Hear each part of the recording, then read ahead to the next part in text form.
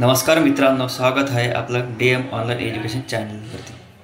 मित्रांनो, आजच्या व्हिडिओमध्ये आपण पोलीस भरतीसाठी एक महत्त्वाचे व्हिडिओ घेऊन आलो आहे आणि या व्हिडिओमध्ये आपण महत्त्वाच्या व्यक्ती आणि त्यांची समाधीस्थळे पाहणार आहोत। तर सुरू करूया आजच्या या लेक्चरला।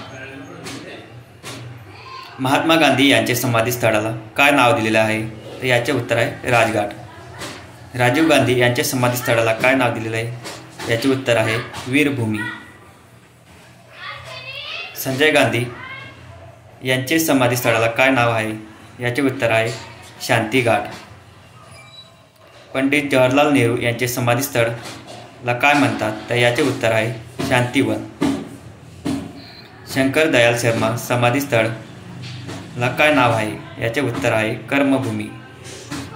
चंद्रशेखर यांच्या समाधीस्थळाला काय नाव आहे? तर याचे उत्तर आहे जननायक स्थळ। इंद्रकुमार गुजराल यांच्या समाधीस्थळाला काय नाव आहे? तर याचे उत्तर आहे स्मृतीस्थळ। देवीलाल यांच्या समाधीस्थळाला काय नाव आहे? तर याचे उत्तर आहे संघर्ष स्थळ। ज्ञानी जय सिंग यांचे समाधीस्थळाला काय नाव आहे? तर याचे उत्तर आहे एकता स्थळ। मित्रांनो, व्हिडिओ फार महत्त्वाचा आहे, सर्वांनी शेवटपर्यंत बघा। बाबू जगजीवन राम यांच्या समाधीस्थळाला काय नाव आहे? तर याचे उत्तर आहे समता स्थळ। इंदिरा गांधी यांच्या समाधीस्थळाला काय नाव आहे? तर याचे उत्तर आहे शक्तीस्थळ। लाल बहादूर शास्त्री यांच्या समाधीस्थळाला काय नाव आहे? तर याचे उत्तर आहे विजयघाट। चौधरी चरण सिंग यांच्या समाधीस्थळाला काय नाव आहे?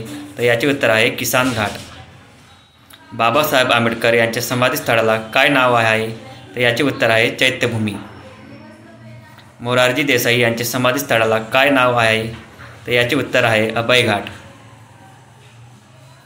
यशवंतराव चव्हाण यांच्या समाधीस्थळाला काय नाव आहे? तर याचे उत्तर आहे प्रीती संगम।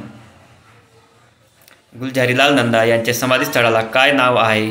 याचे उत्तर आहे नारायण घाट। KR नारायण यांच्या समाधीस्थळाला काय नाव आहे? तर याचे उत्तर आहे उदयभूमी। PV नरसिंहराव यांच्या समाधीस्थळाला काय नाव आहे? तर याचे उत्तर आहे बुद्ध पौर्णिमा पार्क। अटल बिहारी वाजपेयी यांच्या समाधीस्थळाला काय नाव आहे? तर याचे उत्तर आहे सदैव अटल। राजेंद्र प्रसाद यांच्या समाधीस्थळाला काय नाव आहे? तर याचे उत्तर आहे महाप्रयाग घाट। मित्रांनो, लेक्चर आवडलं असेल तर सबस्क्राईब नक्की करा। धन्यवाद।